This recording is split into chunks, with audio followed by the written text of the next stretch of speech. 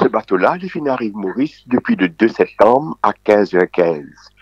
Initialement, il était supposé accoster avec la barge à Kassan pour prendre du carburant et pour continuer sur la route vers la Malaisie. Mais étant arrivé au large de Port, il finit un problème moteur qui n'est pas capable d'accoster et il finit besoin d'aller au large pour éviter justement qu'il s'en crée un naufrage.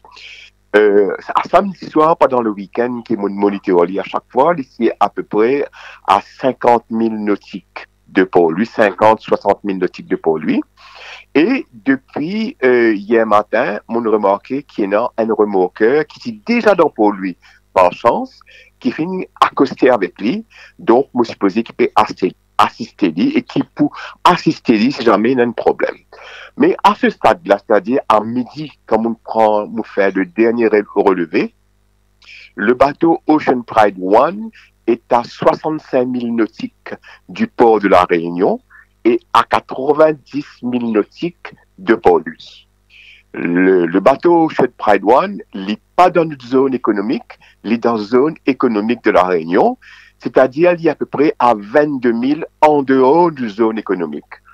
Pour moi, à ce stade-là, il ne représente aucun danger pour Maurice, mais il représente un peu plus de risque pour la Réunion parce qu'il y a un courant du sud-est qui peut pousser vers l'ouest, donc qui peut rapprocher vers la Réunion. Ce qui me croit comprendre aussi, c'est qu'il y a une pièce qui est arrivée pour bateau-là, que le remorqueur Stark, qui est à côté de lui, qui est maintenant à peu près à 12 000 de Port-Louis, peut attendre pour lui prendre une pièce pour y amener à bord pour faire une réparation et que probablement le bateau sera remis en route cet après-midi ou tard ce soir. Voilà les dernières nouvelles. Mais honnêtement parlant, pour moi, on ne voit trop aucun danger pour Maurice pour le moment. Il y a beaucoup de monde qui pose cette question-là, mais en fait, ce n'est pas seulement dans une zone économique. Au large de la Réunion, il y a pas mal de bateaux qui tombent en panne comme ça, même un peu à travers le monde. C'est une affaire qui est récurrente. Depuis justement le 1er janvier 2020, d'ailleurs, un des premiers casualties qui ont gagné, c'était le Wakasho. Le 1er janvier 2020, introduit un nouveau carburant, supposément qui fait un moins de pollution, et impose ça à un navire pour servir.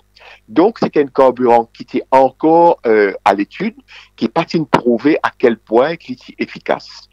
Et quand ce carburant-là, il rentre évidemment une force de loi à partir du 1er janvier 2020, il y a beaucoup d'experts qui disent qu'il peut causer beaucoup de problèmes l'eau dans le bateau.